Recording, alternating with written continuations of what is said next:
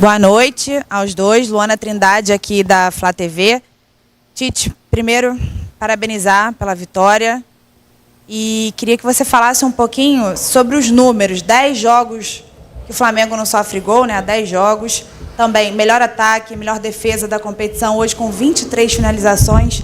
Avalia pra gente esses números também sobre a partida, Tite. Obrigada. Boa noite, é um grande jogo digno da grandeza de um Fla-Flu, da qualidade técnica das duas equipes, de uma grande apresentação, com um resultado inconteste. Trabalhamos bem nas 3 alturas defensivas, né? Na alta, na média e na baixa, demos pouca chance ao adversário, tiveram poucas finalizações, acho que nenhuma no gol, né? Fomos efetivos nas opções que a gente teve de ataque, podia ter sido até um pouco mais, alguma outra situação mais clara, né? E mantivemos uma média que a gente vem tendo dentro da competição, de não tomar gol e fazer 2 ou mais gols, né? Então, estamos muito felizes por isso, devido à grandeza do adversário, mas com consciência que sábado continua essa semifinal. Os números não dá para avaliar agora, não tem jeito.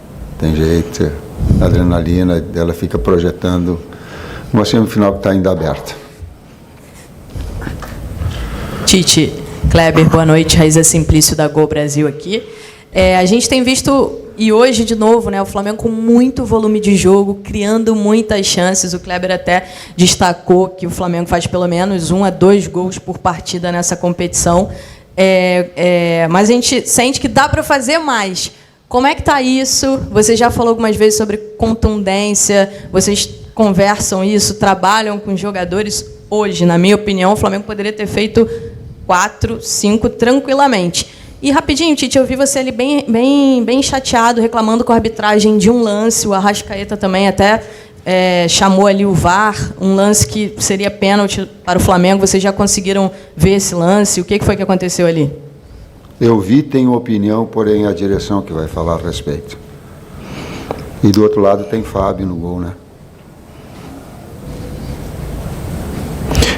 Trabalhamos normalmente essa semana, tivemos 5 dias de trabalho, trabalhamos bastante finalizações e as outras valências, né, táticas e técnicas também. Vamos continuar trabalhando com os meias, com os atacantes, movimentações estratégicas e finalizações, né, de bola de fundo, de bola frontal.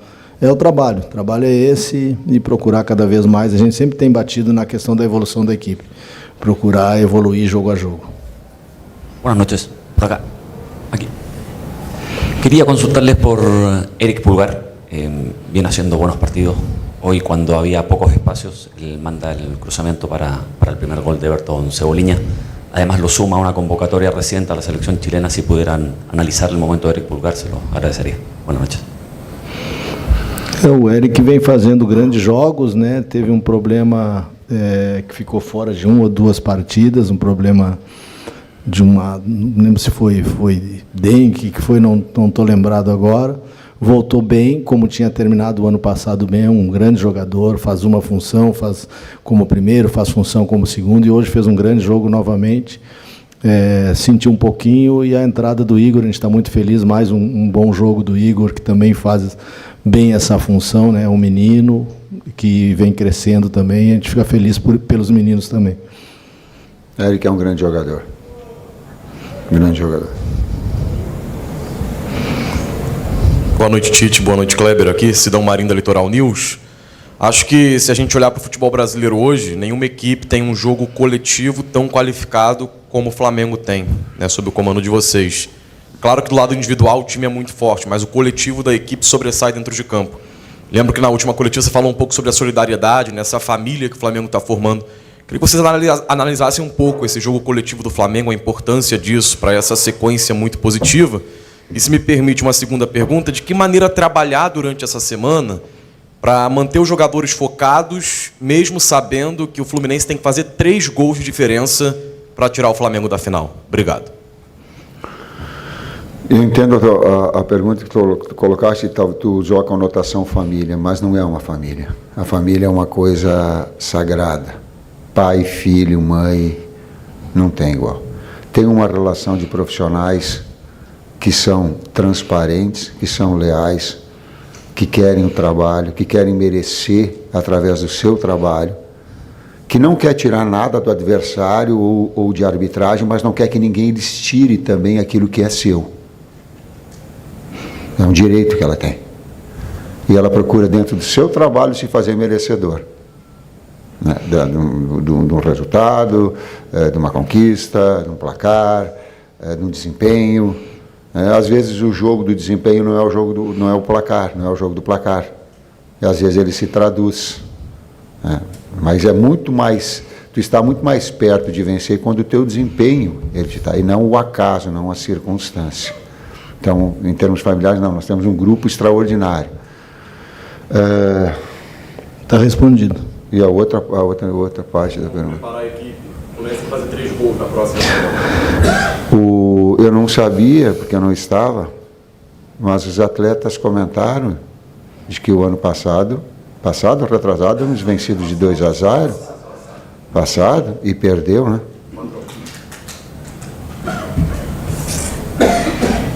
Tite, boa noite, Kleber aqui à sua direita. Parabéns pela vitória. E, Tite, um jogo que o Flamengo sofreu muito pouco, né? Eu só me recordo de uma chance do Fluminense, que foi um cruzamento, que o Diogo Barbosa bateu por cima, e um lance que origina lá na frente, numa pressão, o Flamengo lá na linha de fundo, que o Cebolinha acho que larga o Arias, e aí o Fluminense consegue sair naquela primeira linha e chegar na única chance, né? Só isso. Taticamente o time parece estar quase perfeito, né? Eu queria saber se você considera que taticamente esse time já tem a sua cara, já está taticamente do jeito que você gosta. E, se me permite uma segunda pergunta, o Léo Ortiz foi apresentado ontem, contratação recente, queria que você pudesse comentar um pouquinho sobre esse jogador. E que dor de cabeça, né? Uma defesa que não sofre gol, como é que fica para chegar um jogador? Obrigado. A gente, como eu falei na resposta anterior, a gente, no processo defensivo, faz a marcação nas 3 alturas, né? Estuda muito o adversário, procurou marcar bem nesse primeiro momento da bola de saída, da iniciação do Fluminense, com uma pressão alta, forte, com todas as formas que eles têm de saída. Depois, na média, também bem organizado. E na baixa, a gente já vem trabalhando, né? Conforme adversário, a gente muda um pouquinho a estratégia, algum detalhe ou outro. Estudamos muito os adversários para isso. Então, essa consistência, a gente fala, não é a melhor defesa, né? A questão não é o zagueiro ou o lateral, a questão é o time que se defende, a forma que se defende. E essa solidariedade que eles têm em conjunto, o coletivo que se falou para jogar, mas também para defender. Então, por isso que a gente bate muito na questão do equilíbrio, né? De não tomar gol é importante, quanto menos gol tomar é importante, mas também buscar o gol na hora que tem essa posse. Roubar essa bola lá na frente significa ter a posse para também levar perigo ao adversário, às vezes até no setor mais perto do gol. E a gente fez bem, né? Tiveram essa escapada, e que é normal pela grandeza do adversário, né? Mas a gente tem evoluído e vamos continuar trabalhando e evoluindo. Ele fala em consistência defensiva, o Matheus fala em fazer gol. Equilíbrio. Tem que ter os dois. Em relação ao Léo Ortiz. O Flamengo projeta, eu vou falar talvez pela direção, pelo Bruno, pelo Luiz Carlos, pelo Marcos, presidente. Ele projeta uma equipe a médio e longo prazo, independentemente do técnico. Então ele tem 2 atletas que estão jogando muito e selecionáveis. Ele tem um extraordinário jogador, que é o Davi, com toda a experiência. Ele tem um garoto surgindo e procurando seu espaço, que é o Bahia. Então tu tem que ter nessa estrutura, saiu o Rodrigo Caio, saiu o Pablo, de ter um jogador desse nível em função de reposição. E o Léo se encaixa tanto no perfil técnico quanto no perfil pessoa, para manter uma longevidade, digamos assim, colocar em diversas idades, diversos níveis, diversas experiências esses atletas todos. O Bruno fez assim, então ele... Concordo.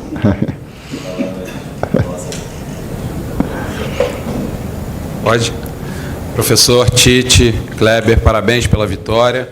Queria tocar em 2 assuntos aqui. Quando a gente pega o tempo de posse de bola, a gente encontra uma igualdade, 51-49, é uma igualdade. O Flamengo finalizou 23 vezes e o Fluminense apenas 8. Porém, o Fluminense fez 10 faltas e o Flamengo 20, mas só sofreu um cartão amarelo, que foi um cartão para o De La Cruz. Eu queria tocar nesse assunto com os senhores, para que vocês comentassem se, dentro daquele processo que o senhor tanto falou desde o início de equilíbrio, saber jogar o jogo e a inteligência dentro do campo também é saber parar o jogo no momento crucial, ao invés de fazer faltas duras para, em alguns determinados momentos, se recompor, porque tem um outro grande time do outro lado. E também queria que vocês comentassem sobre o processo de evolução do Igor Jesus. Obrigado e parabéns. Vou começar pelo Igor, né? Assim como a gente citou o Bahia, assim como tem o Vitor, que já estava no grupo quando chegou, o retorno do Matheus, o Flamengo tem, por tradição, né, revelar jogadores. Então a gente traz, o menino fez uma cirurgia no final do ano passado, se eu não me engano, recuperou, né, trabalhou com a gente na pré-temporada ainda em recuperação, voltou. E nas condições, é importante também esses grandes atletas que o Flamengo traz para dar essa confiança, né, para ensinar algumas coisas, né. O Sampaio, que foi um grande volante, tem um cuidado com os jogadores na função. Então o Igor é um menino que vem crescendo, tem muito ainda para evoluir, mas é uma grata surpresa. Hoje entrou e fez um bom jogo novamente. A questão das faltas não é um número que nos nossos jogos aparece muito. Eu acho que na maioria dos jogos a gente faz menos falta que o adversário. E hoje, minha opinião, das 20 faltas que aconteceram, se fosse um jogo de Libertadores, eu acho que a gente faria umas 10. Então, por isso, até de repente, tem aumentado o nosso número de faltas, né? Tinha que ter dado mais cartão para o Fluminense. Ele foi desequilibrado nos critérios. Aproveitando para falar aqui, foi desequilibrado nos critérios. Precisar do VAR para expulsão. O microfone, por favor,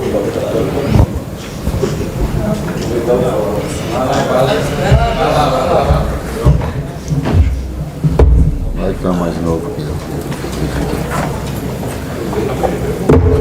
Aproveitar e falar rapidinho da arbitragem. A gente entende que os árbitros precisam passar por um processo de amadurecimento, de formação. A gente apoia a FERJ nesse sentido, apoia a transparência, a gente elogia quando tem que elogiar, mas é importante pontuar, até pelos números da questão das faltas aí que vocês colocaram, que são enganosos em relação aos cartões. A gente acha que ele foi muito mal na parte disciplinar. A gente não entende por que 2 critérios. Então, ele tinha um critério para cartão em relação à equipe do Flamengo. Se eu não me engano, o Arrasca sofreu umas 3 faltas parecidas com a que o Nico fez. O Nico levou o amarelo. Nas faltas que o Arrasca sofreu não foi dado amarelo. Tem uma entrada violenta do Felipe Melo no primeiro tempo, que não levou amarelo. E a gente não entende por que foi necessário o VAR, um lance duríssimo na frente do árbitro. Não sei se ele era o último homem em direção ao gol, mas pela violência da falta e pelo critério que ele usou para dar o amarelo no Nico com tanta contundência, não entendi por que precisar do VAR. Para a gente, nitidamente, ele teve dois critérios. Assim, e isso não cabe num jogo de semifinal do campeonato da grandeza do Carioca. O pênalti a gente consultou ali na cabine do VAR. Depois até poderia divulgar as imagens. A justificativa deles é que teve uma falta do Nico no Martinelli, né? Antes da falta do Martinelli no Nico. Assim, a gente não conseguiu ver essa falta, mas a interpretação deles foi essa.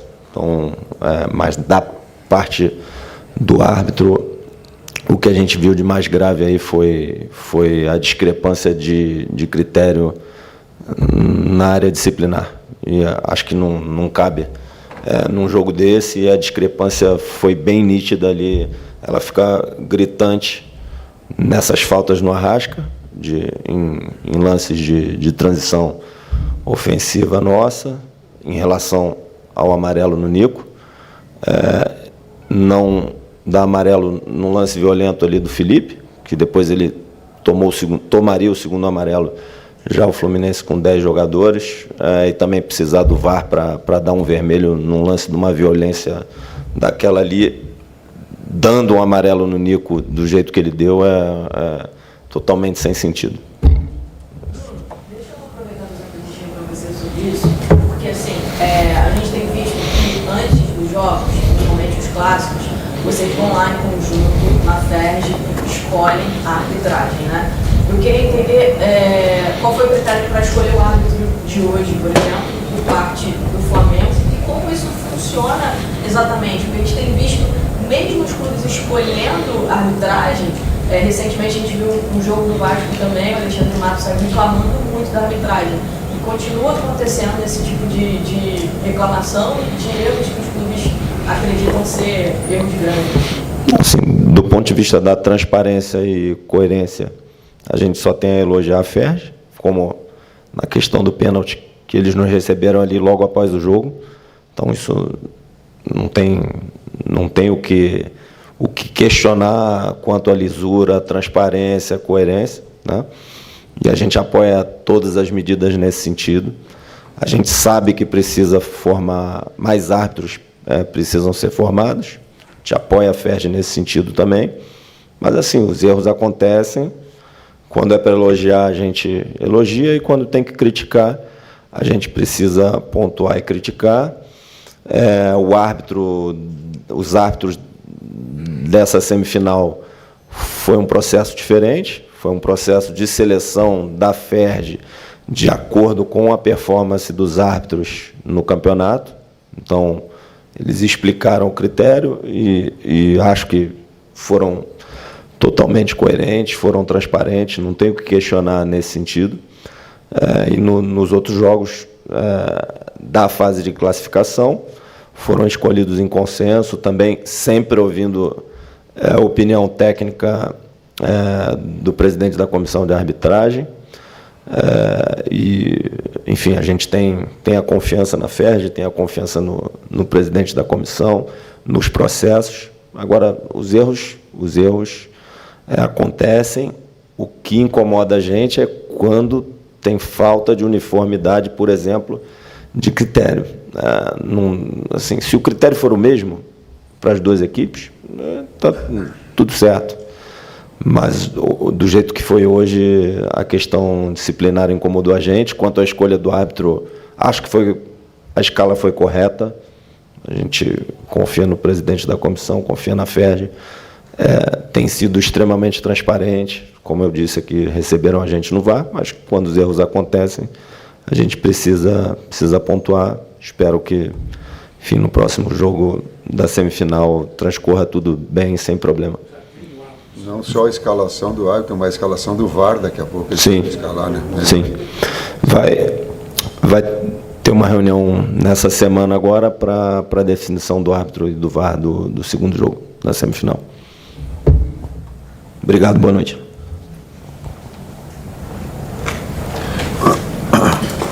Professor Tite, boa noite, Kleber, Bruno Castanha. Eu queria comentar nessa questão do volume que o Flamengo teve no primeiro tempo, já foi falado, também da consistência. A gente fala do jogo passado, tomou 4, mas esse Flamengo nem finalização, pouquíssimas bolas vão ao gol. Mas como vocês já falaram muito sobre isso, então eu vou perguntar de uma outra situação, o Fábio não está aqui hoje, mas a gente enxerga, eu não vi ele ali, né? A gente enxerga uma evolução física, né, do Flamengo muito grande. Hoje, no final do jogo, por exemplo, a gente viu a Arrascaeta dando 2 carrinhos, recuperando, né, bola, até com Ares, talvez seja o jogador que mais corre, mais veloz, né, do time Fluminense. Queria que vocês comentassem um pouquinho sobre isso. E só um detalhe que a gente também enxerga vindo ali de cima, muitas das vezes vocês trocam, né, você e o Matheus, pela bola parada, nesse momento que vocês fazem uma troca, o Matheus vai para a beira do campo ali, você sai, só para poder explicar isso para a gente também. Obrigado e parabéns pela vitória. Eu, Matheus e Kleber alternamos momentos, né, de orientação. Muitos deles são de bola parada, todas as bolas paradas, o Matheus está ali para fazer essa orientação. Eventualmente, em umas situações de bola andando, ele e Kleber, a gente fica alternando. Até para poupar o meu joelho um pouco. Quanto à questão da parte física, o Flamengo nos dá uma estrutura maravilhosa, física, né? E uma estrutura de profissionais de altíssimo nível também, que ajuda o Fábio, que é o preparador físico que chegou com a gente, experiente, e a gente trabalhando com uma comissão de uma forma geral, todos os cuidados de volume, de intensidade de trabalho, dos cuidados individuais de cada atleta, né, junto com todo esse processo que eu falei, com nutrição, para que os atletas estejam nas melhores condições, né? Então, faz parte, assim que a gente joga, amanhã a folga, depois uma recuperação que começa a ser feita com cada atleta, cada um na sua maneira, né, para que a gente possa, a partir de quarta, quinta-feira, trabalhar a estratégia para o jogo. Sim, é evoluindo e manter esse nível, né? Mas para mim o grande detalhe é a recuperação e o volume e o equilíbrio, que é uma palavra que a gente usa, o equilíbrio desse volume, intensidade nos treinos, para que a gente possa manter o atleta, e a gente usa o termo que é fresco, né? Para que o atleta possa chegar no jogo em totais condições de pressionar, de correr para trás até o final. Boa noite, Tite. Boa noite, Kleber. Léo José, do Coluna do Fla. Na última quinta-feira, a janela de transferências foi encerrada, né? E o Flamengo, para esse primeiro semestre, fechou com Vinha, De La Cruz e também com Léo Ortiz. Ontem, na coletiva no Ninho do Urubu, o Braz disse que entende que a diretoria atendeu a todos os pedidos feitos pela sua comissão técnica. A pergunta é, na sua visão, o Flamengo ele atendeu aos pedidos que você fez para a manutenção do elenco? E esse elenco está fechado já em relação, pensando no início de Libertadores, de Brasileirão, de Copa do Brasil? Marcos falou, está falado. A gente trabalha de uma forma... há uma relação e há um diálogo constante nessa busca. Claro que a grandeza do Flamengo, como eu falei anteriormente, até você, ele vai estar aberto a situações que elas possam acontecer dentro do próprio cenário, acredito no cenário nacional, né? Então, o internacional não, mas o cenário nacional tem, e aí a gente conduz, mas é de uma forma com sintonia. Aqui, Tite, boa noite, Kleber. Boa noite. Kleber, você falou sobre o treinamento feito em relação às diferentes alturas do bloco de marcação, médio, baixo e alto. E aí, Tite, teve um pequeno período, antes da expulsão do jogador do Fluminense, que o Fluminense começou a impor um pouco mais de volume, mais cruzamentos para a área, e o Flamengo com dificuldade de realizar essa transição.